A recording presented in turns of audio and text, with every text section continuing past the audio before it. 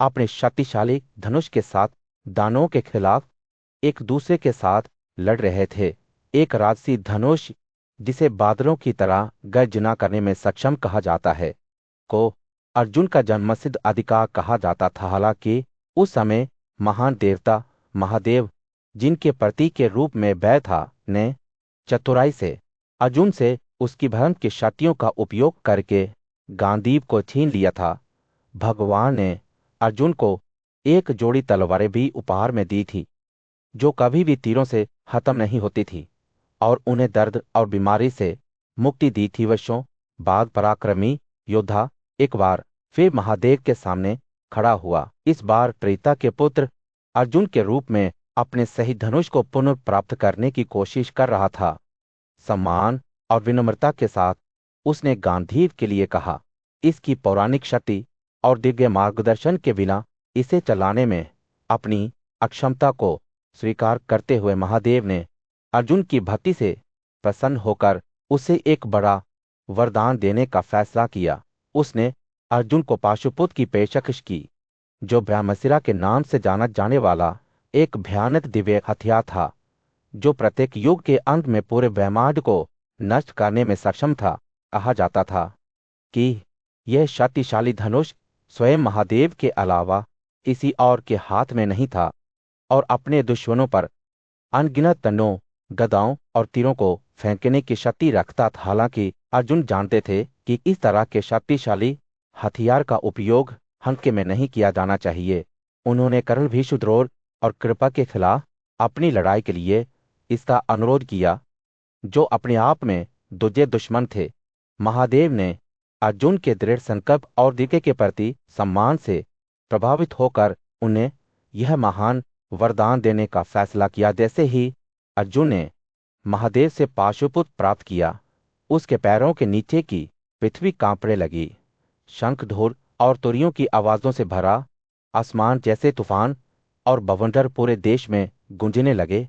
देवताओं और दानवों ने अर्जुन के बगल में खड़े शक्तिशाली धनुष को उसके मूर्त रूप में देखा। 3 आंखों वाले देवता ने तब अर्जुन के शरीर को छुआ और समय के साथ उसके भीतर जमा हुई सभी बुराइयों को दूर कर दिया। अंतिम आदेश के साथ महादेव ने अर्जुन को स्वर्ग जाने और अपनी नई शक्ति के साथ लौटने का निर्देश दिया, और इसलिए शक्तिशाली योद्धा ने हाथ जोड़कर महादेव की पूजा की, उन्हें श्रद्धा से देखा। जैसे ही देवताओं के देवता उमा के साथ स्वर्ग के लिए रवाना हुए, वे अर्जुन के लिए एक उपहार छोड़ गए। गांधी विस्मय के एक क्षण में अर्जुन ने महान भगवान शिव को देखा। उनकी छाती पर उभरा हुआ बैल उनकी आंखों के सामने डूबते सूरज की तरह गायब हो गया। शत्रु नायकों का वध करने वाला अपनी महिमा पर आश्चर्यचकित होने के अलावा और कुछ नहीं कर सका। मैंने देवताओं के महान देवता को देखा है, उसने कहा। उसकी आवाज श्रद्धा और कृतज्ञता से भरी हुई थी। जैसे ही वह वहां खड़ा हुआ, विचार में खोया हुआ, क्षिति पर एक राजसी वरुण दिखाई दिया, जिसके साथ जलीय जीव नदियां, नाग, दैत्य और साध्या थे। पानी का स्वामी चमक रहा था, क्षितिज के सभी बिंदुओं को एक उज्ज्वल चमक से भर रहा था। उसके साथ अन्य देवता शामिल हुए, न्याय के देवता यम, खजाने के स्वामी कुबेरा और अपनी रानी के साथ, और ऐरावत की पीठ पर बैठे चक्र इकट्ठे हुए। देवताओं ने अर्जुन को महान पर्वत के विविध शिखरों से तपस्वी तपस्या में लगे हुए देखा। यम ने गरज की तरह गहरी आवाज में अर्जुन से शुभ शब्द कहे, हमें देखो दुनिया के रक्षकों, हम आपको आध्यात्मिक दृष्टि प्रदान करते हैं, क्योंकि आप हमें देखने के योग्य हैं। उन्होंने खुलासा किया कि अर्जुन अपने पूर्व जीवन में मनुष्यों के बीच नर के रूप में पैदा हुआ था, जो एक अपरिमित आत्मा का शिष्य था। यम ने भविष्यवाणी की थी कि अर्जुन भीष्म को हरा देगा, भारद्वाज के पुत्र के नेतृत्व में क्षत्रियों को हरा देगा, और दानों, राक्षसों और पृथ्वी पर दिव्य अवतारों के कुछ हिस्सों का वध करेगा। और उन्होंने अपनी नाक को प्रतिरोध करने में असमर्थ होने के कारण अर्जुन को वरुण, हथियार और उनके रहस्यों को सौंप दिया। उसने घोषणा की कि अगर यम भी इन दिव्य भुजाओं से लैस हो तो वह अर्जुन से बच नहीं सकता। अर्जुन की उपस्थिति से प्रसन्न होकर कुबेरा ने उसे दुश्मन को सोने के लिए भेजने में सक्षम एक गदा दी और घोषणा की कि इसका उपयोग शिव ने त्रिपुरा को मारने के लिए किया था। जैसे ही देवता अर्जुन को अपने उपहार देने के बाद चले गए, उन्होंने महसूस किया कि उनकी इच्छाएं पूरी हुई और खुद को सरलता का ताज पहनाया। मनुष्यों में से बैल खुद को ऐसा मानता था जिसका दिल खुशी से भरा हुआ था और जिसका भविष्य सुनिश्चित था। सूर्य अभी नश्वर राज्य में अस्त होने लगा था, जिसने परिदृश्य पर एक गर्म नारंगी चमक झोंक दी थी। लेकिन इस शांतिपूर्ण दृश्य के बीच कुंती के पराक्रमी योद्धा पुत्र अर्जुन के भीतर उत्साह और प्रत्याशा की भावना पैदा हो रही थी। जैसे ही वह वहां खड़ा था, सोच में खो गया, उसकी आंखों ने अचानक एक शानदार वाहन को स्वर्ग से उतरते देखा। इंद्र की कार अपनी अंधी चमक और भव्य उपस्थिति के साथ बादलों के बीच एक स्कीमेटर की तरह कटा हुआ था। अपने जागने में भय और आश्चर्य का निशान छोड़ गया। जैसे ही अर्जुन देख रहा था, मंत्रमुग्ध होकर राचालक मतली वाहन से उतर रहा था और एक कोमल मुस्कान के साथ उसके पास आया। हे चक्र के भाग्यशाली पुत्र, उसने कहा। उसकी आवाज अर्जुन के कानों में संगीत की तरह थी। अमर लोगों के प्रमुख, आपके पिता ने आपको भेजा है। देवता आपके आगमन का इंतजार कर रहे हैं। उस पराक्रमी योद्धा को देखने के लिए उत्सुक हैं जिसने उनकी प्रशंसा अर्जित की है। अर्जुन का दिल गर्व और जिज्ञासा से भर गया जब मताली ने आगे कहा, इस दिव्य गाड़ी पर चढ़ो जो स्वयं देवताओं के लिए उपयुक्त वाहन है। तुम भव्यता से सवारी करोगे, सोने के रंग के बेहतरीन घोड़ों के साथ। हर एक हवा की गति से ओतप्रोत होगा। जैसे ही अर्जुन हिचकिचाए, मताली ने उसे आश्वस्त किया, डरो मत, क्योंकि तुम इस सम्मान के योग्य हो। तुम्हारे पिता का आदेश स्पष्ट है, अपने बेटे को देवताओं के क्षेत्र में ले आओ। अर्जुन एक गहरी सांस लेते हुए गंगा की ओर बढ़े, जहां उन्होंने स्नान किया और पवित्र जल में खुद को शुद्ध किया। फिर उन्होंने पितरों से मौन प्रार्थना की, उन पूर्वजों का सम्मान करते हुए जिन्होंने उन्हें अब तक मार्गदर्शन दिया था। श्रद्धा की भावना के साथ उन्होंने मंदारा पर्वत का आह्वान किया, जिसमें उन्होंने प्रदान किए गए आश्रय और आशीर्वाद के लिए आभार व्यक्त किया। जैसे ही उन्होंने अपना आह्वान समाप्त किया, अर्जुन ने मतली की ओर मुड़कर जवाब दिया, हे धन्य, मैं एक विनम्र योद्धा हूं। मैं इस दिव्य गाड़ी की सवारी करने जैसा सम्मान कैसे प्राप्त कर सकता हूं? मतली ने जानबूझकर मुस्कुराते हुए कहा, हे अर्जुन, आपकी योग्यता पर कोई सवाल नहीं है। आपके पिता की आज्ञा का पालन किया जाना चाहिए। इसी के साथ मताली ने एक बार फिर गाड़ी पर चढ़ना शुरू किया और घोड़ों के कोमल आग्रह के साथ गाड़ी चलने लगी। जैसे ही वे स्वर्ग में चढ़ने लगे, अर्जुन ने अपने सामने दिखाई देने वाले लुभावने दृश्यों को देखकर अपना दिल आश्चर्य और विस्मय से भर लिया। उन्होंने अनगिनत वाहनों को देखा, जिनमें से प्रत्येक एक अलौकिक प्रकाश से चमक रहा था, और इन क्षेत्रों में रहने वाले उज्ज्वल प्राणियों को देखा। जैसे जैसे वे खगोलीय विस्तार की ओर बढ़ते गए, अर्जुन ने अमरावती के द्वार पर पहरा देते हुए इंद्र के राजसी हाथी ऐरावत को देखा। श्रद्धा और जिज्ञासा के साथ वो इस शानदार प्राणी के पास गया। उसकी आंखें उसकी सुंदरता और शक्ति में पी रही थी, और अंत में इंद्र के विशाल क्षेत्र को पार करने के बाद जैसे ही पांडु के शक्तिशाली पुत्र अर्जुन इंद्र के शहर के पास पहुंचे, उनका स्वागत नंदन नामक दिव्य उद्यानों के मनमोहक दृश्य से किया गया। ये उद्यान अप्सराओं के पसंदीदा सरगा थे, दिव्य नर्तक जो कठोर तपस्या करने वालों के दिलों को लुभाते थे। हवा फूलों की मीठी सुगंध से भरी हुई थी और हल्की हवा उनकी सुगंध की फरीना ले जाती थी। अर्जुन की आंखें चौड़ी हो जाती थी, क्योंकि वह हर प्रकार के पवित्र पेड़ों को देखता था जो हर मौसम में खिलते फूलों से सजाए जाते थे। जैसे ही उन्होंने शहर में प्रवेश किया, उन्होंने हजारों की संख्या में आकाशीय गाड़ियों को देखा जो अपनी इच्छानुसार कहीं भी चलने में सक्षम थी और उचित स्थानों पर तैनात थे। शंख और ढोल की आवाज से हवा भर गई। साथ में दिव्य संगीतकार गंधर्वों के मधुर स्वर भी थे। अप्सराओं और गंधर्वों ने अर्जुन की प्रशंसा की, जिन्होंने फूलों की इत्र से भरी सुखद कवा से उन्हें मंत्रमुग्ध कर दिया। इसके बाद प्रीता का पुत्र सुरवीति नामक बड़े और व्यापक तारों वाले मार्ग पर गया, जहां वह साध्या, विश्वास और आतिथ्य सहित विभिन्न देवताओं से मिला।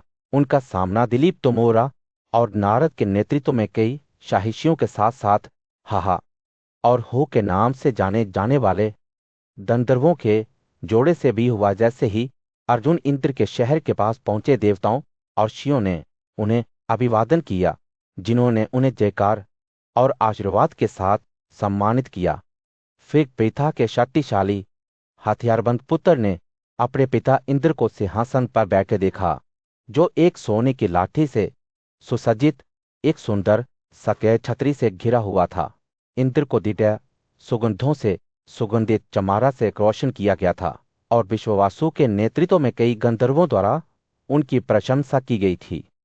अर्जुन अपने पिता के पास गया और अपना सिर जमीन पर झुकाकर उनका अभिवादन किया, और इंद्र ने खुली बाहों से उनका स्वागत किया।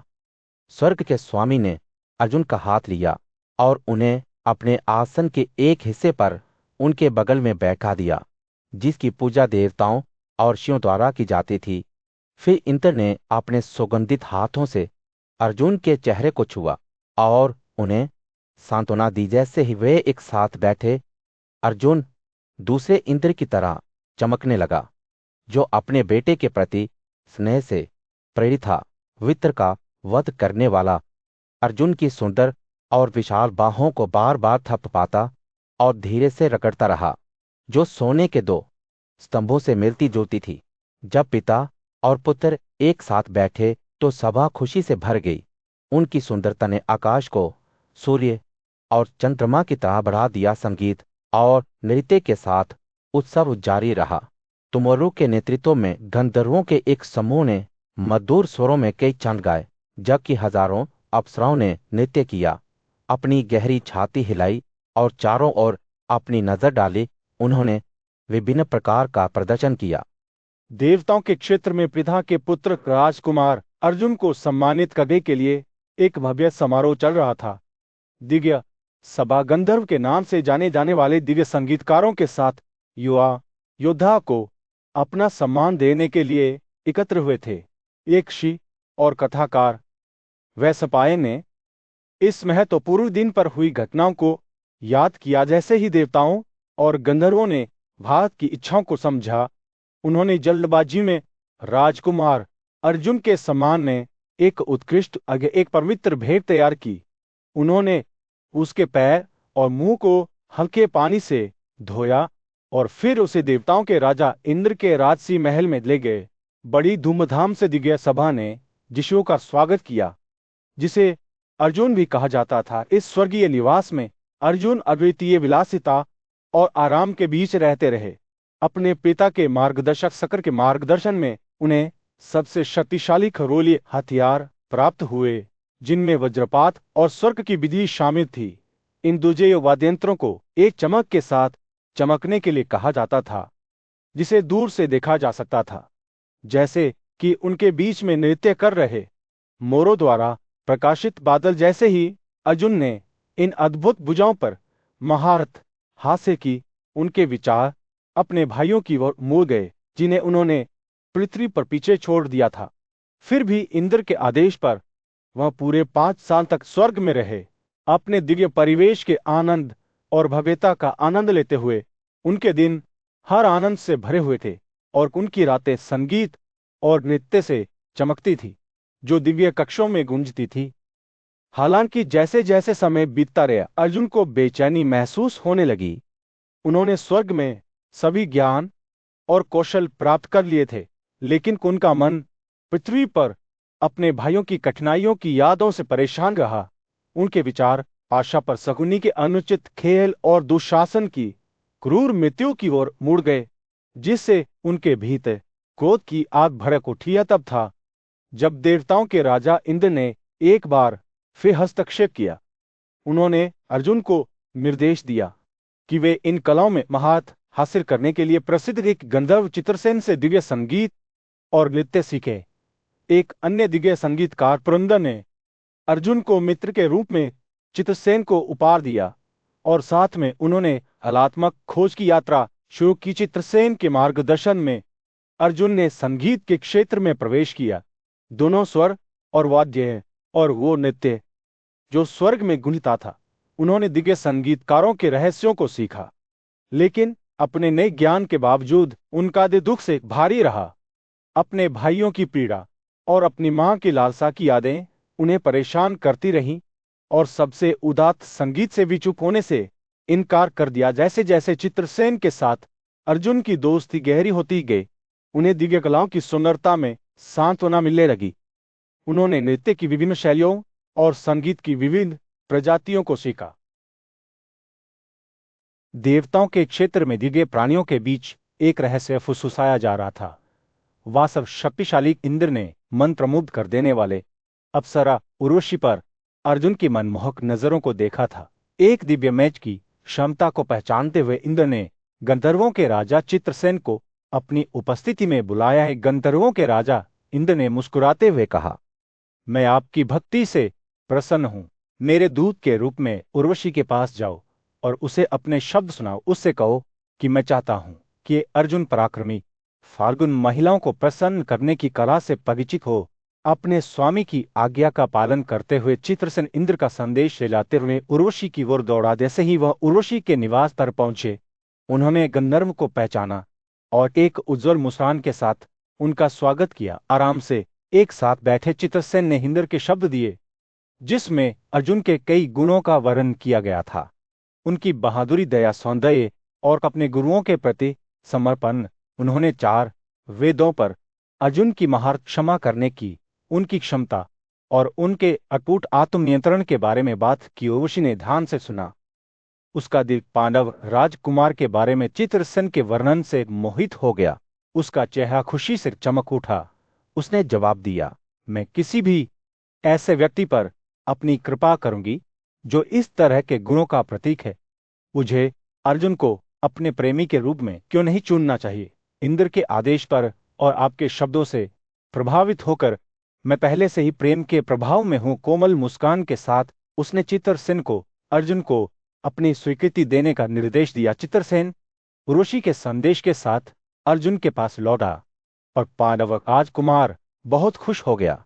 वो जानता था कि यह मिलन केवल एक संयोग नहीं था, बल्कि स्वयं देवताओं द्वारा निर्धारित एक दिव्य मिलन था। जैसे ही यह खबर पूरे राज्य में फैली, आश्चर्य और भय की फुसफुसाहट हवा में भर गई। दिव्य ने हस्तक्षेप किया। एक दूसरे के लिए नियत 2 आत्माओं को एक साथ लाए आने वाले दिनों में उर्वशी उपहार और स्नेह के संकेत लेकर अर्जुन की उपस्थिति के लिए अपना रास्ता बनाएगी। उनकी प्रेम कहानी एक किंवदंती बन जाएगी, जिसे भक्ति की शक्ति और देवताओं के आशीर्वाद के उदाहरण के रूप में युगों युगों में बताया और फिर से बताया जाएगा। दिव्य क्षेत्र में वह संपायन, प्रेम और भक्ति की एक कहानी का वर्णन करता है। उर्वशी एक उज्जवल मुस्कान वाली अप्सरा, जिसे चित्रसेन एक गंधर्व द्वारा एक मिशन पर भेजा गया था, जो खगोलियों के प्रमुख महेंद्र के कहने पर था। उसका काम अर्जुन को खुश करना था, जो युद्ध में बहादुर था और महान उदारता रखता था। उर्वशी, जिसका हृदय प्रेम के देवता मनमत से विदीर्ण था, दिव्य सभा में उनकी मुलाकात के बाद से केवल अर्जुन के बारे में सोच रही थी। उसने खुद को आकर्षक आभूषणों और मालाओं से अलंकृत किया और उसके साथ एक दिव्य बिस्तर पर मानसिक रूप से खेलती रही। जैसे ही वह उसकी हवेली की ओर बढ़ी, उसकी सुंदरता और आकर्षण इतना मनमोहक था कि सिद्धचरण और गंधर्व भी उसे सबसे सुंदर वस्तु मानते थे जिसे उन्होंने कभी देखा था। दून के द्वार पर पहुंचने पर उर्वशी ने उपस्थित रक्षक के माध्यम से संदेश भेजा और जल्द ही शानदार महल में प्रवेश किया। हालांकि जब अर्जुन ने उसे रात में देखा तो वह शर्मिंदा और भयभीत दिल से अभिभूत हो गया। उसने सम्मानपूर्वक अप्सरा की पूजा की, लेकिन उसकी विनम्रता ने उसे अपनी आंखें बंद करने के लिए प्रेरित किया। उर्वशी ने अर्जुन की बातें सुनकर होश खो दिया। उसने समझाया कि वह उसकी प्रतीक्षा करने आई थी, जैसा कि महेंद्र और चित्रसेन ने आदेश दिया था। उसका दिल अर्जुन के गुणों से आकर्षित था और वह पहले से ही प्रेम के देवता के प्रभाव में थी। उर्वशी ने स्वीकार किया कि वह हमेशा अर्जुन की इच्छा रखती थी। अर्जुन, जो अभी भी शर्मिंदा था, ने जवाब दिया कि वह उर्वशी को अपना श्रेष्ठ इंद्र की रानी कुंती या सची के बराबर मानता है। उसने समझाया कि उसने सभा में उसे देखा था, यह सोचकर कि वह कौरव जाति की मां है। हालांकि उसने उर्वशी से विनम्रता से अनुरोध किया कि वह उनके सामाजिक पदानुक्रम को देखते हुए उनके प्रति अन्य भावनाओं का मनोरंजन ना करें। उर्वशी ने यह कहते हुए जवाब दिया कि अप्सराएं अपनी पसंद में स्वतंत्र और अनियंत्रित थीं और अर्जुन को उन्हें अपने श्रेष्ठ के रूप में सम्मान नहीं देना चाहिए था। उसने उससे विनती की कि वह उसे स्वीकार करे। इच्छा से जलती हुई और उसके प्रति समर्पित, हालांकि अर्जुन ने मना कर दिया, यह समझाते हुए कि वह उसे दूर नहीं भेज सकता, लेकिन वह उसकी भावनाओं का जवाब भी नहीं दे सकता था। गुस्से से भरी उर्वशी ने अर्जुन को शाप देते हुए कहा कि चूंकि उसने एक महिला का अनादर किया था जो अपने पिता के आदेश और उसके अपने कदम पर उसकी हवेली में आई थी, इसलिए उसे परिणाम भोगते होंगे। इस प्रकार वैशंपायन की उर्वशी और अर्जुन की कहानी समाप्त हो गई, जिससे उनके रिश्ते का भाग्य अनिश्चित हो गया। इस कथा में वैशंपायन ने दिव्य संबंधों की जटिलताओं को उजागर करते हुए प्रेम, भक्ति और सामाजिक पदानुक्रम की एक कहानी को निपुणता से बुना है। नश्वर समझ से परे एक क्षेत्र में शिलोमासा एक अतृप्त जिज्ञासा से प्रेरित होकर स्वर्ग के शक्तिशाली स्वामी इंद्र को देखने के लिए भटक गए। जैसे ही वे दिव्य निवास के पास पहुंचे, उन्हें महान मुनि से श्रद्धा मिली, जो सम्मान में झुक गए। जैसे ही उन्होंने पांडु के पुत्र अर्जुन को इंद्र के साथ एक पवित्र सिंहासन पर बैठे देखा, लोमासा की आंखें चौड़ी हो गई। शी का मन इस रहस्य पर विचार करने लगा। इस योद्धा ने, जो एक महान वंश में पैदा हुआ था, देवताओं के बीच स्थान कैसे अर्जित किया। जैसे ही लोमासा विचार कर रहा था, पितृ का वध करने वाला शक जानबूझकर मुस्कुरा रहा था और उसे कोमल शब्दों से संबोधित कर रहा था। सुनो, हे ब्रह्मर्षि, जब मैं उस सत्य को प्रकट कर रहा हूं जो आपके विचारों में व्याप्त है। इंद्र ने एक सूक्ष्म से हिलाकर प्राचीन शिवों नर और नारायण की कहानी बुनना शुरू कर दिया, जिन्होंने एक पवित्र उद्देश्य को पूरा करने के लिए पृथ्वी पर जन्म लिया था। ये दो प्रसिद्ध ऋषि कोई और नहीं बल्कि ऋषिकेश और धनंजय थे, वही प्राणी जो अब उनके सामने बैठे थे। इंद्र के शब्द उनके दिव्य मिशन के बारे में बोलते हुए श्रद्धा के साथ टपकने लगे। देवताओं को धमकी देने वाले शक्तिशाली असुर निवर्तकों को हराने के लिए ये शक्तिशाली दानव निचले क्षेत्रों में रहते थे, और यहां तक कि खगोलियों की संयुक्त शक्तियां भी उनके लिए कोई मुकाबला नहीं थी। इंद्र की आंखें आशा से चमक उठी जब उन्होंने खुलासा किया कि मधु के कत्यारे विष्णु ने पृथ्वी पर कपिल के रूप में जन्म लिया था, एक शीत जिसकी मात्र नजर नागों को महान झील में नष्ट कर सकती थी। ये अजय देवता निवर्तकों को हराने में सक्षम था, लेकिन उसकी शक्ति को तब तक मुक्त नहीं किया जाना चाहिए जब तक कि कार्य योग्य न हो। जैसे ही इंद्र ने बोलना समाप्त किया, अर्जुन के भाई विभात्सु ने लोमास के पास जाकर उनसे अनुरोध किया कि वे युधिष्ठिर के भटकने के दौरान उनकी रक्षा करें। शक्तिशाली तपस्वी लोमास एक कोमल सिर हिलाकर इंद्र की बातों और भाइयों की दलीलों से प्रेरित होकर पृथ्वी के लिए निकल पड़े।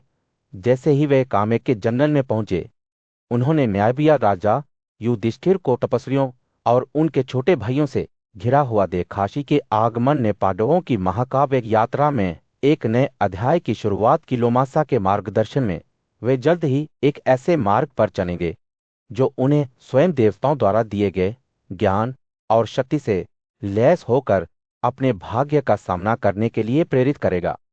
हस्तिनापुर पर सूर्य अस्त हो रहा था और शहर पर एक गर्म नारंगी चमक रही थी। तन में यह राजा अपने सिंहासन पर बैठा हुआ था, सोच में खो गया था। वह अपने भरोसेमंद सलाहकार वैशंपायन की ओर मुड़ा और पूछा, अर्जुन के ये अविश्वसनीय कारनामे, जिनके पास अथाह शक्ति है, वास्तव में अद्भुत है। मुझे पता होना चाहिए कि धृतराष्ट्र उस बुद्धिमान और न्यायपूर्ण राजा ने उनके बारे में सुनकर क्या कहा था। वह सम्पायन ने सिर हिलाकर कहानी शुरू करने से पहले गहरी सांस ली। यह बात मुझे पूज्य शीतोताय ने बताई थी। वह स्पाय ने शुरू किया। राजा धृतराष्ट्र ने अपने सारथी और विश्वास पात्र संजय को अपने कक्षों में बुलाया था। संजय, उसने चिंता से भरी आवाज में कहा, मैंने अर्जुन केंद्र के निवास पर आने के बारे में सुना है।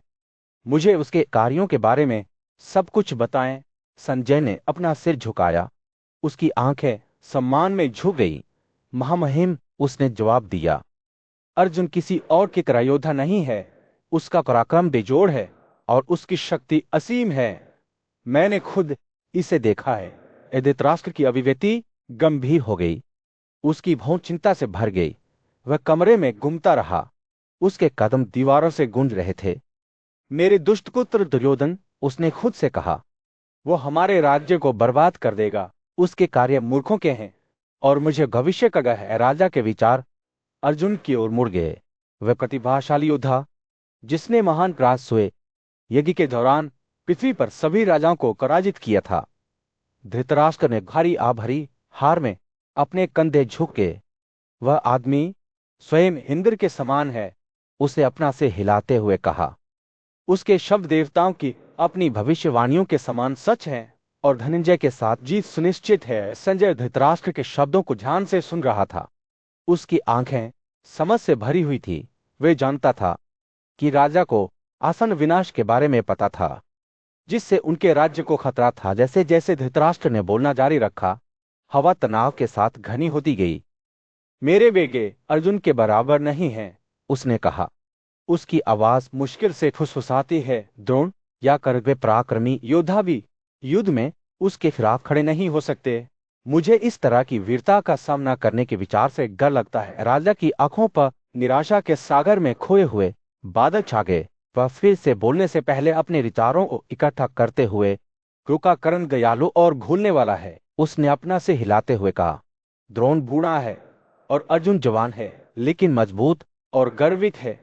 मुझे हमारे लिए विजयी होने का कोई रास्ता नहीं दिख रहा है। अगर सम्पायन की आंखों से राजा का दुख झलक रहा था। जब वह अपनी बात खत्म कर रहा था, महान सभा के बीच में राजा धृतराष्ट्र के शब्द जहर से लथपथ हो गए। जब वह अपने पुत्र दुर्योधन के बारे में बात कर रहे थे, राजा के सारथी संजय ने ध्यान से सुना। उसकी आंखें सम्राट के चेहरे पर टिकी हुई थीं। महामहिम, संजय ने कहा, आपने दुर्योधन के बारे में जो कहा है वह सच है। आपने जो कुछ भी कहा है वह असत्य नहीं है। उन शब्दों का भाव एक चुनौती की तरह हवा में लटका हुआ है। संजय ने उन घटनाओं को याद करना जारी रखा जो घटित हुई थीं। पांडव अपनी अथाह ऊर्जा से क्रोध से भर गए जब उन्होंने अपनी शुद्ध प्रसिद्धि की विवाहित पत्नी केशु को सभा में लाते हुए देखा। वह रुक गया। उसकी आवाज भावनाओं से टपक रही थी। और फिर दुशासन और कर्ण द्वारा बोले गए उन क्रूर शब्दों ने एक ऐसी आग को प्रज्वलित कर दिया जिसे बुझाया नहीं जा सकता था। संजय ने कहा कि राजा के बेटों ने एक सीमा पार कर ली थी जिससे कोई वापसी नहीं हुई थी। उन्होंने द्रौपदी को सभा में घसीट लिया था, पांडवों को माप से परे धू दी थी। क्रोध से कांपती हुई भीम की आवाज ने 13 साल की समाप्ति पर दुर्योधन की जांघों को अपनी गधे से तोड़ने की कसम खाई थी। पांडु के बेटे एक ऐसी ताकत है जिनके साथ गिनती की जानी चाहिए। वे सभी कुशल योद्धा थे, जिनमें से प्रत्येक अपनी कला में निपुण थे। संजय के शब्दों ने धृतराष्ट्र के दिमाग में एक जीवंत चित्र बना दिया। उसने अपने बेटों को मूर्ख और घमंडी देखा, यह सोचकर कि वे स्वयं देवताओं की अवहेलना कर सकते हैं। कर्ण ने क्या शरारत की है, वह चिल्लाया, जैसे कि उसके बेटे के कार्यों का भार उसे कुचल रहा था। क्या केशु को सभा में लाने से उकसाया गया? शत्रुता पर्याप्त नहीं था। धृतराष्ट्र की आवाज निराशा से भर गई। जब वह अपनी कमियों के बारे में बात कर रहा था, उसके बेटे बिना मार्गदर्शन के बड़े हुए थे, अपनी दुष्ट इच्छाओं से भटक गए थे। वे उसे मूर्ख मानते थे जो उन्हें धर्म के मार्ग पर ले जाने में असमर्थ था। राजा के शब्द दुख और अफसोस से भरे हुए थे। जैसे ही संजय ने बोलना समाप्त किया, धृतराष्ट्र की आंखें भय से चौड़ी हो गई। वह जानता था कि उसके बेटे पांडवों के बराबर नहीं हैं, विशेष रूप से अर्जुन के, जिसे स्वयं महादेव ने अपनी बाहों में जकड़ लिया था। अर्जुन की बाहों की शक्ति और उसके बड़े धनुष से दागे गए तीर स्वर्गदूतों को दंडित कर सकते हैं। उसने फुसफुसाते हुए कहा, जैसे कि वह खुद से बात कर रहा हो। उस क्षण धृतराष्ट्र को पता चल गया कि सब कुछ खत्म हो गया है। उनके बेटे, उनके सलाहकार कर्ण और सूर पांडवों के बराबर नहीं थे। राजा के शब्द हवा में मौत की घंटी की तरह लटके हुए थे, जो उनके परिवार पर आई आपदा की याद दिलाते थे। जैसे ही संजय ने बोला समाप्त किया, सभा चुप हो गई। प्रत्येक सदस्य अपने अपने विचारों में खो गया। धृत कभार एक विशाल सभा के बीच राजा जमेजे ने अपने बुद्धिमान सलाहकार मुनि की ओर एक ज्वलंत प्रश्न के साथ रुख किया। मुझे बताइए, हे पूज्य, उसने कहा। उसकी आवाज जिज्ञासा से भरी हुई थी। मेरे दादा धृतराष्ट्र ने अपने मूर्ख पुत्र दुर्योधन को उन पराक्रमी योद्धाओं पांडु के पुत्रों को भड़काने की अनुमति क्यों दी? निवासन में भेजे जाने के बाद उनका क्या हुआ? जब वे कहानी सुनाने लगे तो मुनि की आंखों पर बादल छा गए। उन बहादुर पुरुषों पांडवों युधिष्ठिर, भीम, अर्जुन और जुड़वा नकुल और सहदेव ने जंगल का इनाम इकट्ठा किया, सटीकता और समर्पण के साथ शिकार किया। उन्होंने अपनी पकड़ का एक हिस्सा ब्राह्मणों के लिए अलग रखा, जो निर्वासन में उनके पीछे आए, जबकि उन्होंने खुद बाकी में भाग लिया। जैसे ही मुनि ने बात की, उनके शब्दों ने पांडवों के जंगल में जीवन की एक जीवंत तस्वीर पेश की। युधिष्ठिर, जो सद्गुणों के प्रतीक थे, अपने भाइयों का करुणा और दया के साथ नेतृत्व करते थे। उन्होंने यह सुनिश्चित किया कि उनके साथ रहने वाला कोई भी व्यक्ति भूख या कमजोरी से पीड़ित ना हो। उनकी पत्नी द्रौपदी शक्ति का एक स्तंभ थी, जो अपने पतियों और ब्राह्मणों को उसी प्यार और देखभाल के साथ खिला रही थी जैसे कि वह उसकी अपनी संतानें हैं। मुनि की कहानी से सभा का ध्यान आकर्षित हुआ, क्योंकि वे कथा बुनना जारी रखते थे। हर दिन युधिष्ठिर अपने धनुष को हाथ में लेकर पूर्व की ओर जाते थे, जबकि भीम दक्षिण की ओर घूमते थे और जुड़वा पश्चिम और उत्तर में गश्त करते थे।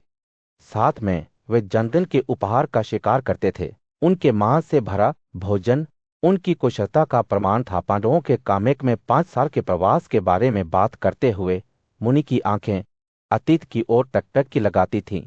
उनके दिन अध्ययन, प्रार्थना और त्याग से भरे हुए थे। बड़ी अनिश्चितता के समय में सांत्वना पाने का प्रयास, फिर भी उस उथल पुथल के बावजूद जिसने उन्हें अपने राज्य से खदेड़ दिया था, वे एक दूसरे के प्रति, अपनी भक्ति और अपने कर्तव्य के प्रति दृढ़ रहे। मुनि के शब्दों से सभा परिवर्तित हो गई, जो पांडवों के संघर्षों और विजय की कहानी में खो गई थी। जैसे ही उन्होंने बोलना समाप्त किया, कमरा चुप हो गया। प्रत्येक सदस्य विचार में डूबा हुआ था, भाग्य के जटिल चाल पर विचार कर रहा था, जो इन महान योद्धाओं को इस क्षण तक ले आया था। एक बार फिर मुनि की ओर मुड़ते हुए जन्मेजय की आंखें आश्चर्य से भरी हुई थीं।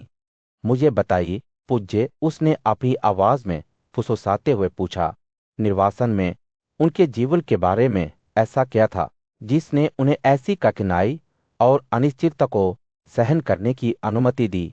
यह सवाल हवा में लटका हुआ था, जो पांडवों की कहानी की स्थायी शक्ति का प्रमाण था। मुनि की अभिव्यक्ति गूढ़ बनी रही, क्योंकि उन्होंने जवाब दिया, यह एक दूसरे के प्रति और अपने कर्तव्य के प्रति उनका अटूट समर्पण था। प्रतियोगिता की आग में बना एक बंधन। उनकी कहानी एक रहस्यमय कहानी है। हस्तिनापुर के दरबार में राजा धृतराष्ट्र अपनी अंतरात्मा के बोझ से घिरे अपने कक्षों में बैठे थे। उनके सारथी संजय उनके सामने खड़े थे, जो राजा की उथल पुथल के गवाह थे। कई दिनों से धृतराष्ट्र आराम करने में असमर्थ थे। आशा खेल में अपने बेटों के लापरवाह व्यवहार की याद से पीड़ित थे। पांडवों का सामना करने के विचार ने उनकी बेजोड़ बहादुरी और अटूट निष्ठा से उन्हें भय से भर दिया। जैसे ही उन्होंने संजय से बात की, उनके शब्द पीड़ा और निराशा के मिश्रण में आ गए। उन्होंने स्वीकार किया कि दुर्योधन के कार्यों को रोकने में उनकी असमर्थता ने इस अनिश्चित स्थिति का कारण बना। पांडवों की वीरता का वर्णन करते हुए राजा की आंखें आंसू से भर गई। नकुल और सहदेव उनके दिव्य कौशल के साथ भीम अपने अटूट क्रोध के साथ, अर्जुन युद्ध में अपने बेजोड़ कौशल के साथ, और युधिष्ठिर न्यायपूर्ण और बुद्धिमान नेता संजय ने ध्यान से सुना। जब धृतराष्ट्र ने आने वाले विनाश की एक ज्वलंत तस्वीर बनाई जो उनका इंतजार कर रही थी, उन्होंने वासुदेव के नेतृत्व वाले वृषणियों और पांडवों की रक्षा के लिए उनके दृढ़ संकल्प के बारे में बात की। राजा के शब्द हताशा से भरे हुए थे, क्योंकि उन्होंने अकेले इस दुर्जय का सामना करने में अपनी असमर्थता स्वीकार की थी। संजय ने स्थिति की गंभीरता को महसूस करते हुए धीरे से हस्तक्षेप किया और धृतराष्ट्र को याद दिलाया कि दुर्योधन के कार्यों को अनियंत्रित होने देने ने उनकी अपनी गलती की। उन्होंने कामेक जंगल में मधु की यात्रा के हत्यारे को याद किया, जहां उन्होंने पांडवों को सांत्वना दी थी और उनकी समृद्धि को बहाल करने की कसम खाई थी। कृष्ण के शब्द अभी भी संजय के दिमाग में गूंज रहे थे। हे कुरुओं के प्रमुख में राम और भीम और अर्जुन और जुड़वा बच्चों और अक्रूर, गदा, शाम और प्रद्युम्न और अहोका की सहायता से एक दिन के दौरान युद्ध में दुर्योधन और कर्ण और दुशासन और सुवन के बेटे और अन्य सभी लोगों को मार दूंगा जो हमारे खिलाफ लड़ सकते हैं। संजय की आवाज कांप गई जब वह आसन विनाश के बारे में बात कर रहा था, जो धृतराष्ट्र के दल का इंतजार कर रहा था। धृतराष्ट्र की आंखें चिंता से भर गई और उसने सहमति में सिर हिलाया। वह जानता था कि संजय सही था, उनके भाग्य पर मोहर लग गई थी। राजा के शब्द हवा में भाई पड़ गए जब उसने संजय के सामने अबूर किया। हे राजा, यह तुम्हारी बड़ी गलती रही है, अर्थात आप सक्षम होने के बावजूद स्नेह से अपने बेटे को वह करने से नहीं रोक पाए जो उसने किया है। जैसे जैसे बातचीत समाप्त होती गई, धृतराष्ट्र के विचार विदुर के चेतावनी के शब्दों की ओर मुड़ गए। उन्हें श्री का भविष्य सूचक कथन याद आया। हे राजा, अगर तू पांडवों को हराने की कोशिश कर रहा है, आमेक के जंगल में जहां महान श्री कृष्ण रहते थे, युधिष्ठिर और उनके भाई भीम, नकुल और सहदेव दुखी चित्त में बैठे थे। औरों के खिलाफ अपनी आसन लड़ाई के लिए दी गए हथियारों की तलाश में अर्जुन के इंद्र के राज्य में जाने पर उनके मन दुख से भर गए थे। भीम, जो कभी भी भावुक योद्धा रहा है, अपनी भावनाओं से कांपती हुई आवाज में बोला, इससे अधिक दुखद और क्या हो सकता है। उसने कहा, हमारे महान भाई अर्जुन ने हमें आपके आदेश पर छोड़ दिया है, हमारी आशाओं और भय का भार अपने कंधों पर उठा लिया है। उसके बिना हम केवल अपने पूर्व स्वयं की छाया हैं। भीम के शब्द पीड़ा से भरे हुए थे जब उन्होंने युधिष्ठिर से दुर्योधन के नेतृत्व में अपने दुश्मनों के खिलाफ निर्णायक कार्रवाई करने का अनुरोध किया।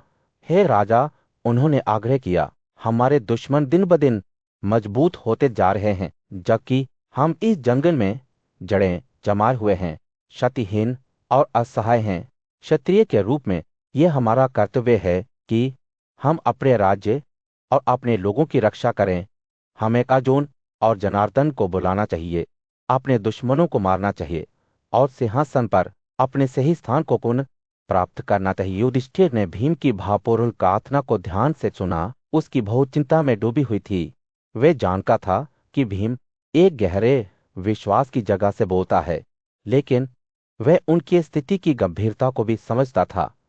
राजा के विचार कार्य की इच्छा और परिणाम के डर के बीच फटे हुए थे। जैसे ही युधिष्ठिर जवाब देने वाले थे, श्री बृहदासु उनके सामने प्रकट हुए।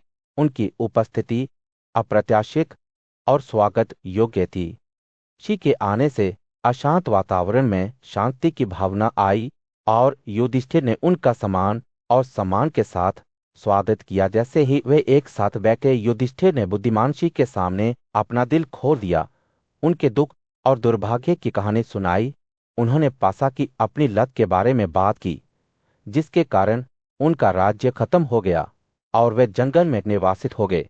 उनके शब्दों का भार कुचलने वाला था, क्योंकि उन्होंने दुर्योधन की चालाकी और छल के सामने अपनी असहायता को स्वीकार किया। बृहदासु ध्यान से सुन रहे थे।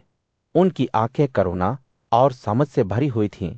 जब युधिष्ठिर ने बोलना समाप्त किया तो श्री ने एक कोमल मुस्कान पेश की और कहा, हे महान राजा, आप अपनी पीड़ा में अकेले नहीं हैं। एक ऐसा व्यक्ति है इसने आपसे भी अधिक कठिनाइयां झेली हैं। युधिष्ठिर की जिज्ञासा बढ़ गई और उन्होंने बृहदासों से इस अभारा राजा की कहानी साझा करने के लिए विनती की। सीने से हिला उनकी आवाज कहानी कहने के लहजे में आ गए, क्योंकि उन्होंने एक ऐसी कथा बुनना शुरू कर दिया जो युधिष्ठिर के दृष्टिकोण को हमेशा के लिए बदल देगी। और इसलिए उनके दुख और अनिश्चितता के बीच निषादों के राज्य में वीरसेन के पुत्र एक शक्तिशाली राजा नल रहते थे। वो अपनी असाधारण शक्ति, सुंदर रूप और घोड़ों के गहन ज्ञान के लिए प्रसिद्ध थे। उनकी उपलब्धियां बेजोड़ थी और उन्हें राजाओं के बीच नेता के रूप में सम्मानित किया जाता था, जो अपनी महिमा में सूर्य की तरह चमकते थे। पड़ोसी राज्य विदर्भ के राजा भीम एक उत्तराधिकारी को गर्भ धारण करने के प्रयासों के बावजूद निसंतान थे।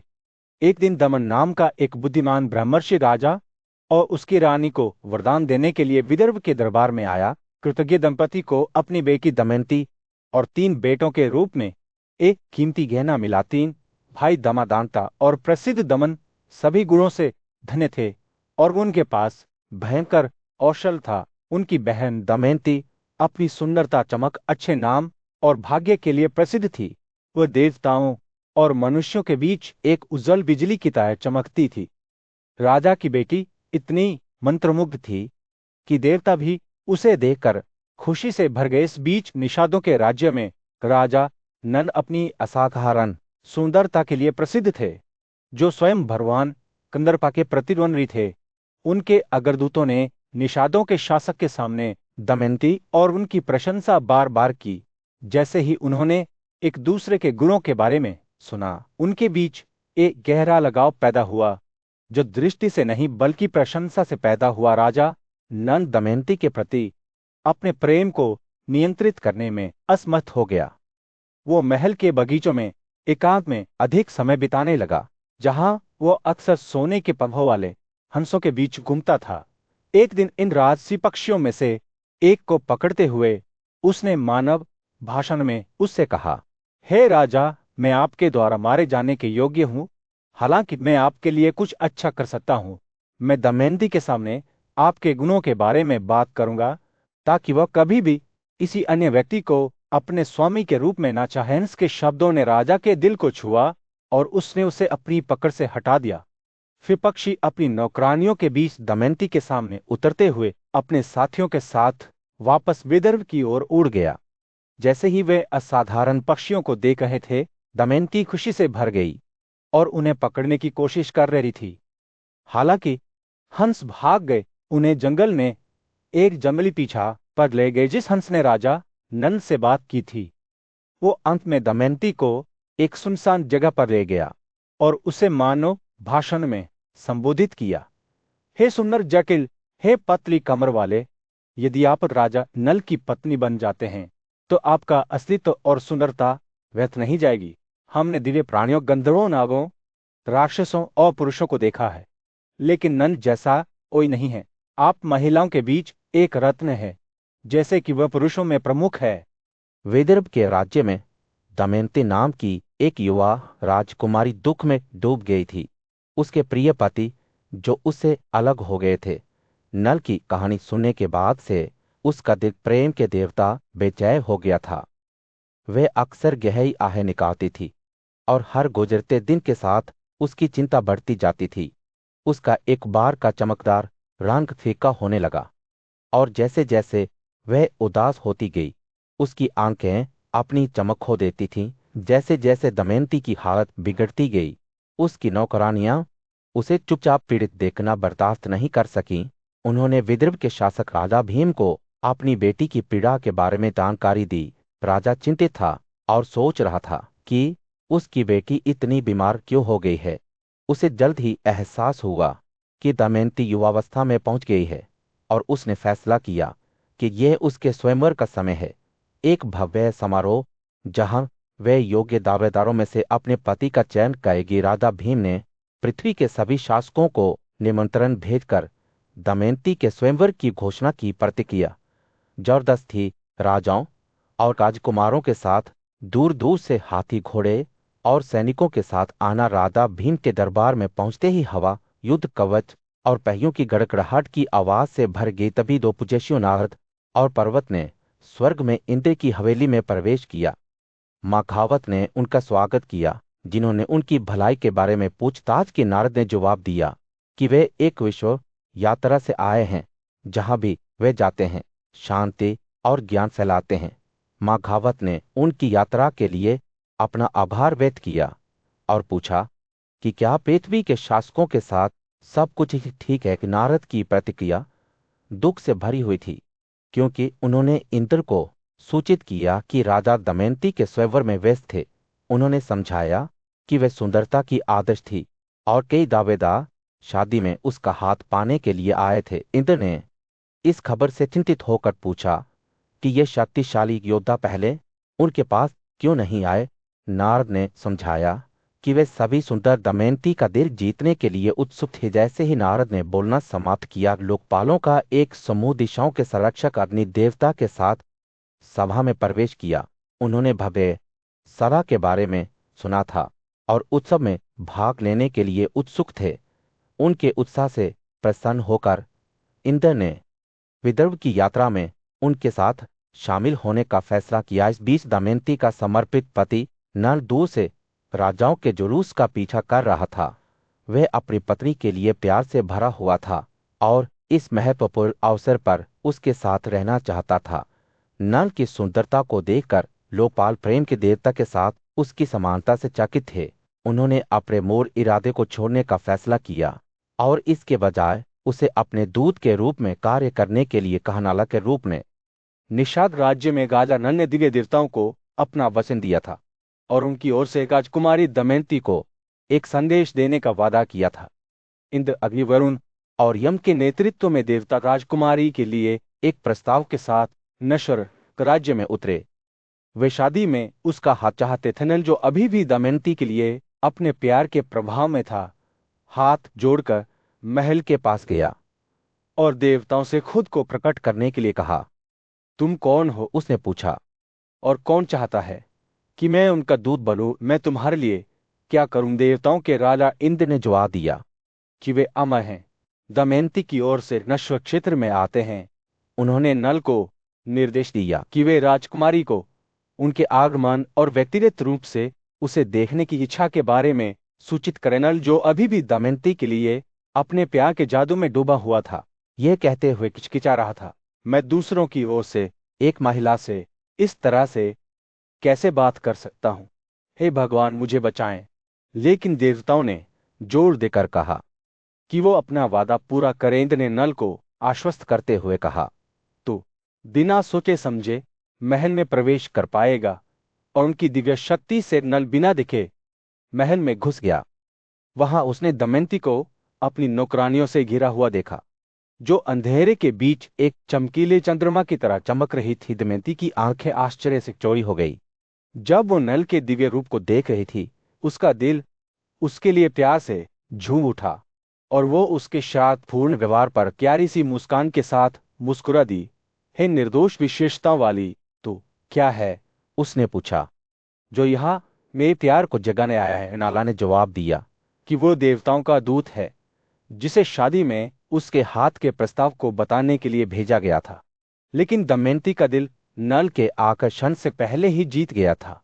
उसने उसे अपने स्वामी के रूप में चुना, यह कहते हुए, हे राजा, मैं आपको चुन लूंगा और कोई दोष आपको नहीं देगा। हालांकि नल ने देवताओं के प्रति अपनी प्रतिज्ञा का हवाला देते हुए उसकी पसंद को स्वीकार करने से इनकार कर दिया। उसने कहा कि वो उनकी इच्छाओं के खिलाफ काम नहीं कर सकता है और उनकी नाराजगी पैदा करने का जोखिम नहीं उठा सकता है। दमयंती ने अपनी आंखों में शोक के आंसू चमकाते हुए एक विकल्प प्रस्तावित किया।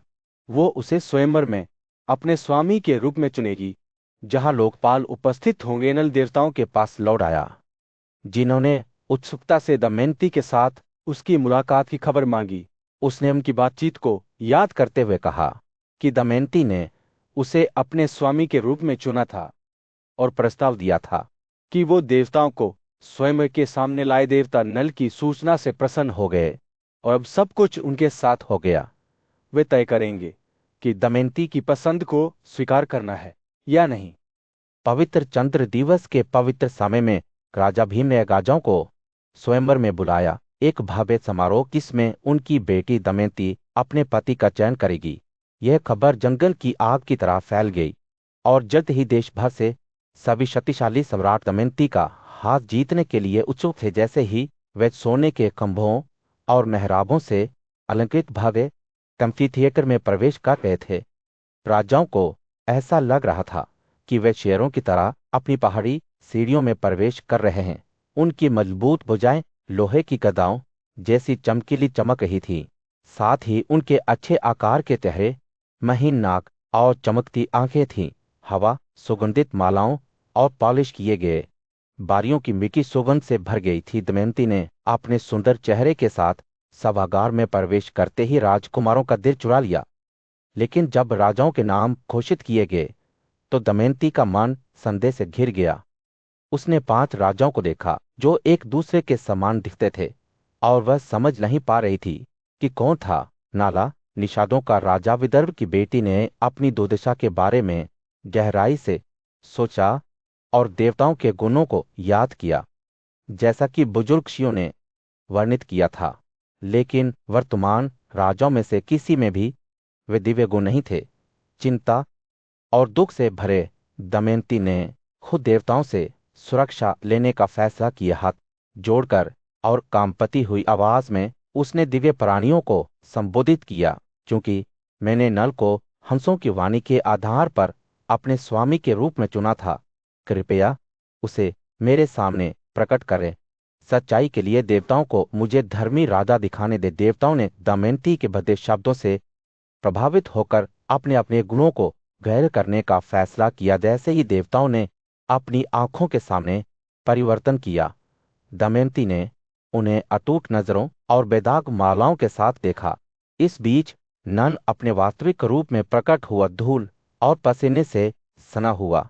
पलक झपकाते हुए भीम की बेटी ने देवताओं और गुणी नल को समझा और उसे अपने सत्य के अनुसार अपने पति के रूप में चुना। जैसे ही दमयंती ने नल के गले में पुष्पांजलि अर्पित की, राजा आश्चर्यचकित हो गए, जबकि देवता और ऋषि भय से तालियां बजाते हुए वीरसेन के शाही पुत्र ने खुशी से भरे दिल से दमयंती को सांत्वना दी और उसके पति बनने की इच्छा व्यक्त करते हुए उसकी आज्ञा का पालन किया। दिव्य प्राणियों की उपस्थिति में नल और दमयंती ने अपनी सुरक्षा और आशीर्वाद की मांग करते हुए प्रतिज्ञाओं का आदान प्रदान किया। मिलन से प्रसन्न होकर लोकपालों ने नल को 8 वरदान दिए, जिससे उन्हें विभिन्न दिव्य गुण और शक्तियां प्राप्त हुई। देवताओं के जाने के साथ राजा भीम ने नल और दमयंती की शादी का जश्न मनाया, राज्य को खुशी से भर दिया। जैसे ही नवविवाहित जोड़े अपने शहर लौटे, वे खुशी और धार्मिकता से भरा जीवन जीने लगे। देवताओं के क्षेत्र में एक भव्य जुलूस चल रहा था। ब्रह्मांड में संतुलन और व्यवस्था बनाए रखने का काम करने वाले दुनिया के ज्वलंत संरक्षक अपने कर्तव्यों को पूरा करने के बाद लौट रहे थे। जैसे ही वे वापस यात्रा कर रहे थे, उन्हें समय और परिवर्तन की देरी काली के साथ द्वापर की ओर जाने का मौका मिला। तक वह पराक्रमी देवता जिसने विशालकाय वल और वृत्र को मार डाला था, उसने जिज्ञासा के साथ काली की ओर देखा। हे काली, उसने कहा, उसकी गड़गड़ाहट जैसी आवाज, तुम द्वापर के साथ कहाँ जा रहे हो? काली की आंखें एक आंतरिक आग से चमक उठी जब उसने जवाब दिया, मैं दमयंती के स्वयंवर के लिए बंधा हुआ हूं, जहां मुझे शादी में उसका हाथ पाने की उम्मीद है। मेरा दिल उस उज्जवल लड़की पर टिका हुआ है। इस शक्कर का हाव भाव कर्कश हो गया और वह मुस्कुरा दिया। लेकिन स्वयंवर हो चुका है, उसने कहा। उसकी आवाज मनोरंजन से भरी हुई थी। हमारी उपस्थिति में दमयंती ने नल को अपने पति के रूप में चुना। इस खबर पर काली का चेहरा काला हो गया और वह ऐसे शब्द बोल रही थी जिससे देवताओं की सभा में कंपकंपी फैल गई। चूंकि हमारी दृष्टि में उसने अपने स्वामी के लिए एक नश्वर को चुना है, काली ने कहा। उसकी आवाज जहर से टपक रही थी। ये उचित है कि उसे भारी तबाही से गुजरना पड़े। देवताओं ने असहज नजरों का आदान प्रदान किया। उनके चेहरे चिंता और तिरस्कार के मिश्रण को दर्शाते थे। वे जानते थे कि काली के क्रोध को कम करके नहीं आंका जाना चाहिए। देवताओं में से एक इंद्रकाली के क्रोध को संबोधित करने के लिए आगे बढ़े। हमारी अनुमति से ही दमयंती ने नल को चुना है। उन्होंने शांति से कहा, कौन सी लड़की राजा नल को नहीं चुनेगी, जो सभी गुणों से संपन्न है। उन्होंने 4 वेदों और पुराणों का अध्ययन किया है और सभी प्राणियों के प्रति हानिरहित जीवन जीते हैं। उनके राज्य में देवता हमेशा अध्यादेश के अनुसार किए गए बलिदानों से प्रसन्न होते हैं। इंद्र के शब्द दृढ़ विश्वास के साथ टपकते हुए उन्होंने आगे कहा, नल सत्य, सहनशीलता, ज्ञान, तपस्या, शुद्धता, आत्मनियंत्रण और आत्मा की पूर्ण शांति का एक आदर्श है। हे काली, वह मूर्ख जो इस तरह के चरित्र वाले नल को शाप देना चाहता है, खुद को शाप देता है और अपने स्वयं के कार्य से खुद को नष्ट कर देता है। इंद्र के शब्दों के जवाब में ही काली का गुस्सा और बढ़ गया। वो मंद और डरावनी आवाज में द्वापर की ओर मुड़ी। हे द्वापर, मैं अपने गुस्से को दबाने में असमर्थ हूं। उसने कहा, मैं नल को अपने कब्जे में ले लूंगा, उसे उसके राज्य से वंचित कर दूंगा और वह भीम की बेटी के साथ और नहीं खेलेगा। ताली ने एक ठंडी मुस्कान के साथ कहा, पासा में प्रवेश करते हुए, ये मेरी मदद करने के लिए आपको उचित है। जैसे ही देवताओं ने काली और द्वापर को पीछे छोड़ दिया, हवा आशंका के साथ घनी होती गई। देवताओं ने सच कहा था। निषादों की भूमि में हरे भरे दंबलों और घुमावदार नदियों के बीच बसा एक राज्य काली, अंधेरा और अराजकता का अवतार, अपने लोगों के बीच गुप्त रूप से निवास कर रहा था। लंबे समय तक वह देख रहा था और इंतजार कर रहा था, हमला करने के लिए सही क्षण की तलाश कर रहा था। एक बुद्धिमान ऋषि वेदासों ने भविष्यवाणी की थी कि काली एक दिन राजा के व्यक्तित्व का अधिकारी होगा। 12वां वर्ष आया और उसके साथ एक दुर्भाग्यपूर्ण दिन आया। राजा न निषादों के शक्तिशाली शासक अपने शाही कर्तव्यों में व्यस्त थे। जब उन्हें खुद को आराम करने का एक असामान्य आग्रह महसूस हुआ, पहले अपने पैर धोए बिना, जैसा कि प्रथा थी, उन्होंने पास की नदी में कदम रखा। उन्हें पता नहीं था, इस निरीक्षा ने काली के लिए अपने व्यक्तित्व में फिसलने का अवसर पैदा कर दिया। जैसे ही काली ने नल के मन और शरीर को पकड़ लिया, उसने खुद को एक वफादार विषय और पासा खेलने में कुशल पुष्कर के सामने प्रकट कर दिया। चालाक शब्दों के साथ काली ने पुष्कर के कान में फुसफुसाया, आओ हम पासों के साथ खेलते हैं। मैं आपका मार्गदर्शक बनूंगा और आप निश्चित रूप से हमारे राजा के खिलाफ जीतेंगे। जीत के वजह से मंत्रमुग्ध होकर पुष्कर उत्सुकता से नल को चुनौती देने के लिए तैयार हो गया। इस बीच अधिकार की हवा के साथ एक रहस्यमय व्यक्ति द्वापर पुष्कर के बगल में दिखाई दिया और प्रधान गाय की भूमिका निभाई, जिसे पुष्कर के नाम से जाना जाता है। वे मिलकर नल से संपर्क किया, जो अपनी आपत्तियों के बावजूद खेलने के प्रलोभन का विरोध नहीं कर सका। खेल शुरू हुआ और हर गुजरते पल के साथ नल के भीतर काली का प्रभाव मजबूत होता गया। जैसे जैसे दिन सप्ताहों में और सप्ताह महीनों में बदलते गए, नाला ने खुद को सोना चांदी, कीमती कारें और बढ़िया वस्त्र खोते हुए पाया। उसके दोस्तों और सलाहकारों ने हस्तक्षेप करने की कोशिश की, लेकिन काली के कब्जे में नाला तेजी से लापरवाह हो गया। अपने पतन के बावजूद खेलना बंद करने में असमर्थ हो गया। राज्य के नागरिक अपने मुख्य पार्षदों के नेतृत्व में महल के द्वार पर इकट्ठा हुए। नल की रानी दमयंती से अनुरोध करते हुए उसे खेल समाप्त करने के लिए, राज्य करने के लिए, भीम की बेटी, जो अपने पति के लिए दुख और चिंता से अभिभूत थी, नल के पक्ष में आई और उससे नागरिकों को सुनने के लिए अनुरोध किया। लेकिन नल पर काली की पकड़ बहुत मजबूत थी और वो चुप रहा। उसकी आंखें खाली और अनुत्तरदायी थीं। पार्षद और नागरिक जो अपने राजा की स्थिति से दुखी थे, निराशा में घर लौट आए। आपस में फुसफुसाया कि नल ने उन्हें छोड़ दिया है। महीनों बीतते गए। जब नल और पुष्कर पासा खेल में उलझे रहे, तो गुनीगादा ने अपना सब कुछ खो दिया। जैसे जैसे राज्य आपदा के कगार पर पहुंच गया, लोगों को आश्चर्य हुआ कि क्या उनका प्रिय शासक कभी होश में आ जाएगा, या क्या काली का काला प्रभाव हमेशा के लिए उसे अपना होने का दावा करेगा। नाला राज्य में दुख और हृदय विदारक की एक कहानी सामने आई। उन्हीं राजा पासा के प्रति अपने जुनून से भटक गया था। उसने अपना सब कुछ खो दिया था, उसका राज्य, धन और यहाँ तक कि उसके कपड़े भी।